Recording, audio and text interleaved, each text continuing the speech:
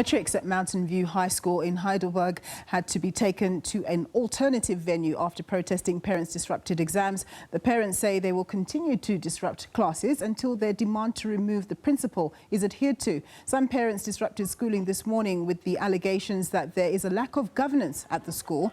They've given the Education Department an ultimatum. According to parents, some teachers don't attend classes and learners have had to write content that was never taught. They're calling for the removal of the principal. The children are not being taught properly. In fact, most of the learners here, when we go through their textbooks, or rather the exercise books, you find that most of them, even now is the 11th month, they are writing exams. But some of the books, the 32-page book, has not yet even been written to the half of the book, which is at least 16 pages. So that is why we are saying there's a lot of non-teaching. Earlier during the year, parents had a meeting here where most of the stakeholders, the department itself, parents and other people were invited to attend to that particular meeting at Charlie Marriage. And then nothing new was discussed because the issues that we are raising were raised even at that particular meeting. Well, for more on this story, I'm joined in studio by Steve Mabona, who's the Gauteng education spokesperson. Welcome, Steve. Thank you very much. Good stuff. We can sympathize with the parents and their, their objections, but now, to what extent did they disrupt Matric learners' exams? Quite sad. I mean, we will normally call upon parents to also think about the future of their children. I mean, the Matrics, we need to understand that this is their last leg. This is their actually, final opportunity. I mean, they've been in the schooling environment for probably 12 years, and they need to be given space to write their final examination. So, understandably so, there might be issues that parents need to raise, but we need to not to, give up. We don't need to, be tired to engage, as the department and the district, and they will be in a position to can engage. But fortunately, we managed to take the learners to an alternative venue where we had to facilitate the process of examination because there was no way that will afford those learners not writing because, I mean, they have studied.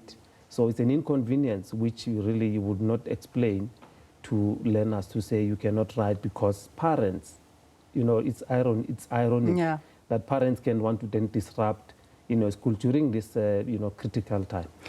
Did this come out of the blue? Have parents complained about this school and the principal before? And have you engaged with these parents before? Or it's just something that's just happened out of the blue? Look, from where we are sitting, we were not aware that there were issues at the school. The only issue that we are aware of, the school is a mobile, school. We know that we need to build a new school, and we've already identified that. The issue of governance, I mean, the SGB are empowered. That's why we train them to identify at an early stage to say, here we have a problem, engage the department. But then if the district does not do anything, they know that there's head office. Because that's why we train them, when they assume, duty, when they assume office to say, SGB members, this is what we need to know, and they need what we need to do in terms of in the event. There's lacks in terms of governance or there's no teaching in the school. They know what to do. So we've acknowledged that there are issues which they have raised. They have penned them down. So we'll be engaging. There's a commitment to respond to them next week on Wednesday so that they don't disrupt schooling. But their issues will then be attended to. And going forward in the interim, while you're not sure about the temperature of these parents, how are you going to deal with Matrics at that school going forward? Are they still going to be writing there?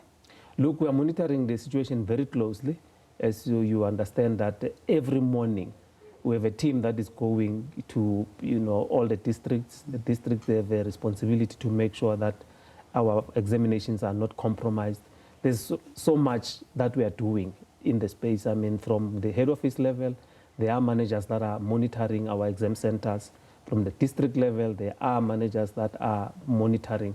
That's why we can detect anything that will be wanting to destabilize us so that then we can have a contingency plan to say what is it that we do. Because we start very early. I mean, at 5 o'clock already you can see in the groups that there's a lot of movement. I mean, officials are doing some lot of, work, good work, making sure that we're not going to compromise examination. So in the event of anything, we are in a position to can detect and intervene accordingly. So when you say you're in a position to detect, in the instance of this morning, for example, with the disruption, did you have members on the ground, or it was a case of people informing your teams that something was going down at the school?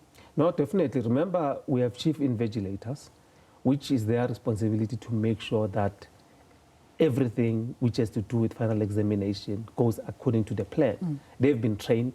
They know they can detect as quick as possible to say, here we might need an intervention. Then escalate that issue to the exam management to say, what do we do?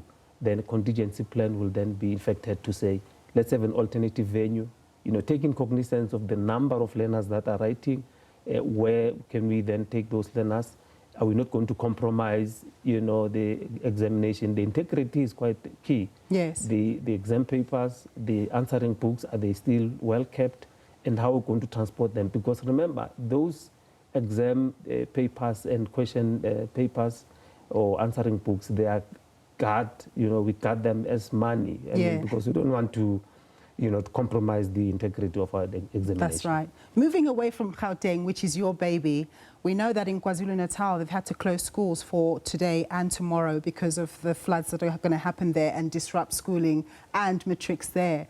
What do you suppose they're going to have to do in terms of the Matrics, because they won't be able to sit exams tomorrow?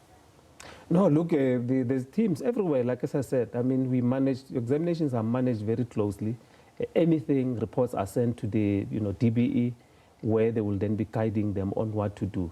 Fortunately today, they managed to write and they were then released immediately after writing. Yes. So tomorrow then they will monitor, and if there's a contingency plan on alternatives, then they will be in a position to do that. But if learners did not write because of any other reason, there's what we call concession.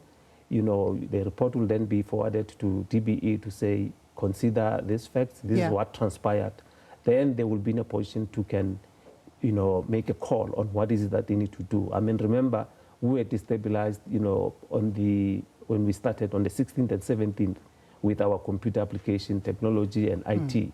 There's a new date now that has been announced to say on the 29th, all those that could not write, they will be given an opportunity to write. So we are finalizing that process to make sure that the lists are, forwarded to the DBE to say all those that could not write and all those that might have written, but they feel that because of the situation, they could not be confident to say what we submitted, it's what we think is correct. Yes. They will also be accommodated in that process. Steve, thank you very much for your time, sir. That was Steve Mabona.